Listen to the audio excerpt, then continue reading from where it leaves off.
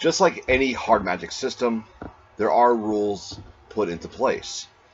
These rules govern what characters can and cannot do.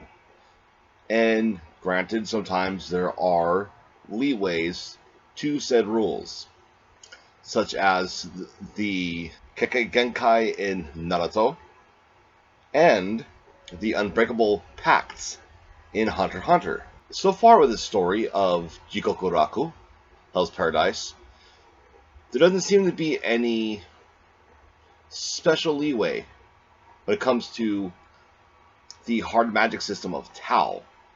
Now in this volume, Volume 5, we learn that Tao works much like the 5 Chinese elements.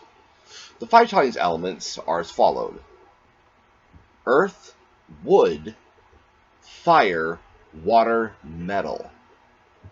See, air has no place amongst these elements. I'm not too certain what would be close to air. Probably fire, if I had to take a wild guess on that. What I do know is that, in a strange way, it's utilizing both a companionship attribute towards each single elemental type, as well as a adversary attribute to each single type. Meaning that, water is against fire. That is its adversary attribute. But water can give nourishment to, I believe it would be wood, which makes a lot of sense. Now, the best thing about this volume is that we finally get to see one of these 7 Tensen bastards dead. But it did take a lot of people, and we lost a good man by the name of Senta, who, in my last review, I totally forgot to mention. Senta's purposefulness came through in full force in that volume when he figured out that the island really isn't Shinsenkyo. It's not heaven.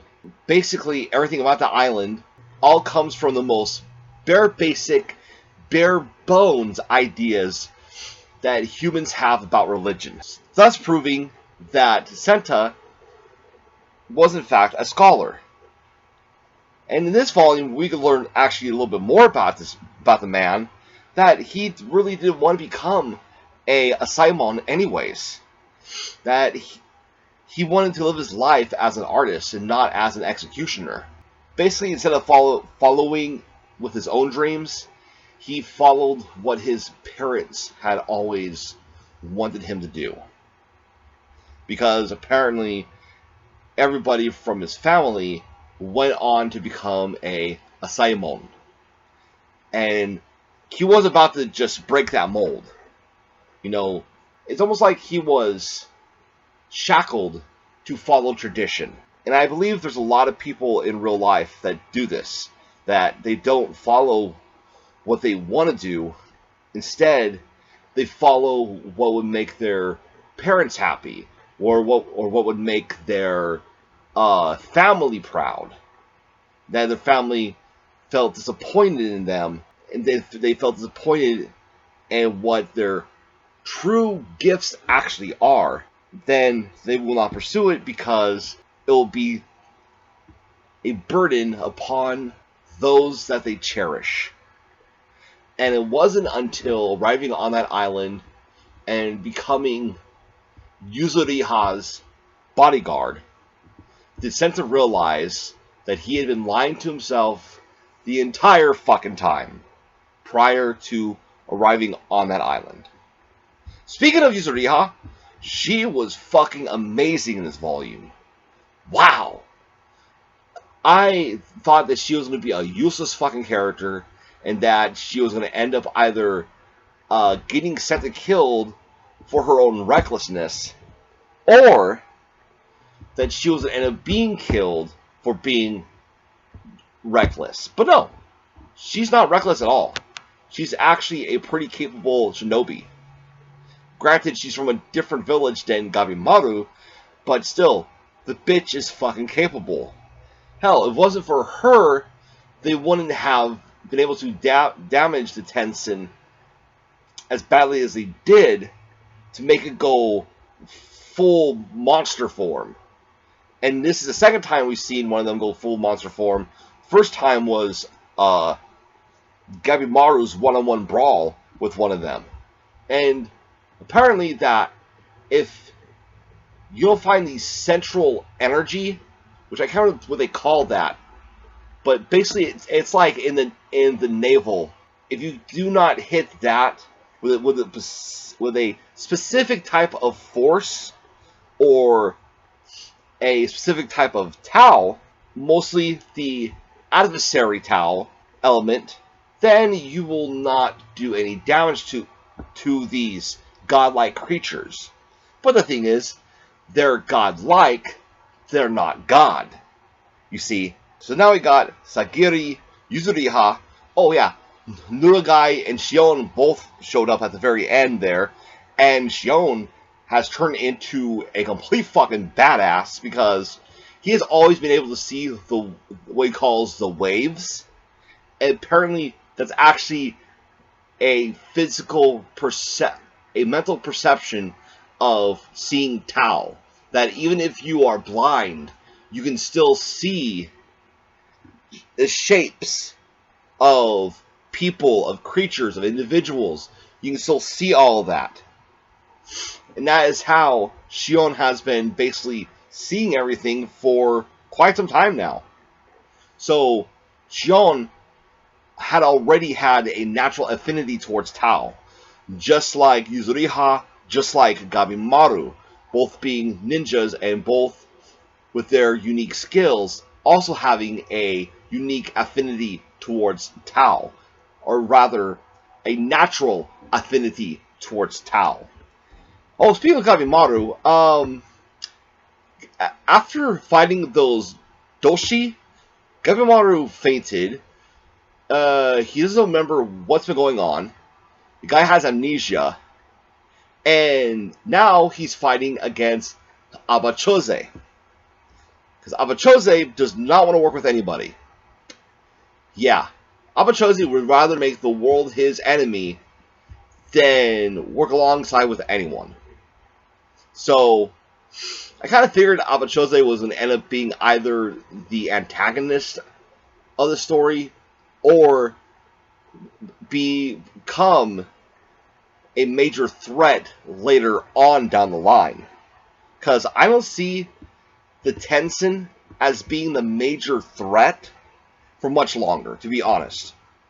I get the feeling that in the next couple volumes, we're going to see a couple more of the Tensen getting picked off. And we might actually end up seeing one of the Tensen, kind of switch sides. Also heading towards the island on a ship are 4 Simon, who are pretty much top ranked. 2 are actually unranked. And the other 2 that we met at the end of the last volume, Jika and I think Senshu's name was. I don't remember who the 2 unranked ones were named. Sorry. Then there are the 4 top guys from Iwagakure, the village that Gabimaru is from, along with like 50 or whatever fodder ninja. So all these people are heading towards the island, and that's just going to create more chaos. I get the feeling that a lot of those people, when they arrive on the island, are going to be dead in a matter of seconds. And the more proficient ones are going to survive. That's what I feel. I might be wrong about that, possibly, but I don't think I am wrong about that, to be honest. I really don't. And so with Sagiri's group, okay, basically making a home for themselves within Horai. Oh yeah, that reminds me, I forgot to mention that. The battle they had with the Tensen at the start of this volume was inside of Horai, or rather, like right after they got past the gates, basically. Yeah, so they're in Horai right now. And Gabimaru and company, they're somewhere in the mountains or whatever. They were in a cave, and I don't exactly recall what they were in. Most likely, they're probably in. They're not in the area right before Horai, but they're probably in the area that's probably close to it, I'm guessing. But since we have Choze versus Gabimaru, I'm just curious as to how that's going to play out. I don't think it's going to have a winner.